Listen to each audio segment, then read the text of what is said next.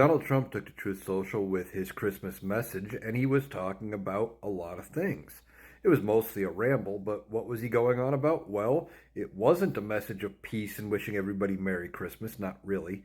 Instead, he was talking about his plan for Canada becoming the 51st state, and he said that he thinks Wayne Gretzky should run for Prime Minister or eventually Governor of Canada, and that Wayne Gretzky would win without even trying. Yeah, Wayne Gretzky, the hockey legend, the great one, Wayne Gretzky.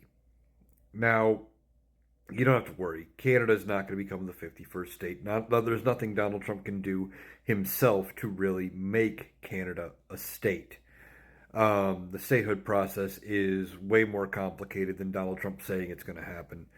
And Canada doesn't want to become a state. Anyway, but then he went on and he was talking about Panama and the Panama Canal. And we know in the past 2 days he's been really harping on this idea of taking the Panama Canal back. And he claims that China is actually the one that is operating the canal illegally, based on nothing, just, making up more vicious rumors and trying to promote fear. But now at least we have an idea of what he was thinking, supposedly, that it's all China and how they're controlling the canal, which they're not. It does. He fails to mention the fact that apparently he owes some back taxes in Panama. But again, he wants you to focus on China. And then he moved up back to Greenland and about how Greenland wants us there, and it's a matter of our national security to have Greenland, and that we're going to get it, and we will. And, that was what he chose to talk about on Christmas.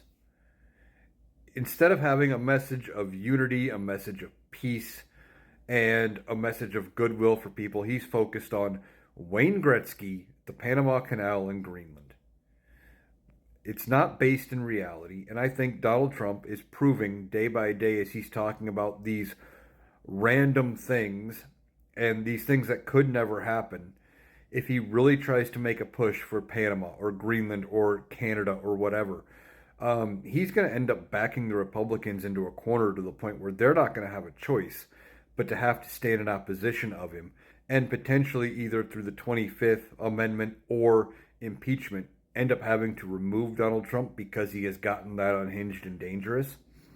I just don't think they know what to do with him right now.